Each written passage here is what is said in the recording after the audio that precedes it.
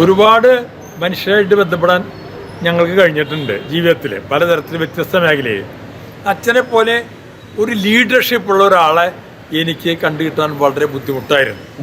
ഒരു കാര്യം തീരുമാനിച്ചാൽ അത് നടപ്പാക്കാനുള്ള ഇച്ഛാശക്തി ഉണ്ടല്ലോ, അതിന് കോർഡിനേറ്റ് ചെയ്യുന്ന വർക്ക് ഒരുപാട് ആളുകളെ അല്ലെങ്കിൽ ബന്ധപ്പെടുത്തിക്കൊണ്ട് മെഡിക്കൽ കോളേജ് ഉണ്ടാക്കണമെന്ന് തീരുമാനിച്ചതിൻ്റെ ലീഡർഷിപ്പ് അന്ന് അച്ഛനെടുക്കണം.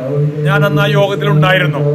അങ്ങനെയാണ് അതിനു വേണ്ടിയുള്ള അന്ന് എല്ലാ സർക്കാരും എതിരായിരുന്നു, പ്രൈവറ്റ് സെക്ടർ മെഡിക്കൽ കോളേജ്. അന്ന് അങ്കമാലി വരെ കണ്ണാസ്പത്രി ഇത് കൊടുത്തപ്പോൾ അതിന് എതിർത്ത കാലഘട്ടത്തിലാണ് ഈ അച്ഛൻ ഇവിടെ വെച്ചൊരു പ്രസ്ഥാനം ഉണ്ടല്ലോ. ഇന്ന് നൂറുകണക്കിന് ആയിരക്കണക്കിന് ആൾക്കാരോട് ജോലി ചെയ്യുന്നുണ്ട്. തൃശ്ശൂർ പൂരം വരുമ്പോൾ ആ പൂരത്തിൻ്റെ എല്ലാ കാര്യത്തിനും അച്ഛൻ്റെ ഒപ്പം ഉണ്ടായിരുന്നു. അതിൻ്റെ ചമയപ്രദർശനം വന്നപ്പോൾ അച്ഛൻ ബിഷപ്പിനെ കൊണ്ടുവരും, അവിടേക്ക് അച്ഛന്മാരെ കൊണ്ടുവരും. എന്തുകൊണ്ടാണ്? ഇതൊരു സൗഹൃദത്തിൻ്റെ കാലമാണ്. തൃശ്ശൂരിലെ വലിയ കാശുകാരൻ മുഴുവൻ അച്ഛൻ അവിടേക്ക് കൊണ്ടുവന്നു. ലക്ഷങ്ങൾ ഇറക്കിച്ചു, ലക്ഷങ്ങൾ തൃശ്ശൂരിൻ്റെ ജനങ്ങളെ അച്ഛൻ അവിടെ ഇറക്കിച്ചു. എല്ലാവരെയും ഈ ബിഷപ്പും ഈ പള്ളിയുമായിട്ട്, കത്തോലിക്ക പള്ളിയുമായിട്ട് കണക്ട് ചെയ്ത് കൊണ്ടുവന്നത് ഒരു ചെറിയ അനുഭവമല്ല. അച്ഛനാണ് എൻ്റെ മനസ്സിൽ.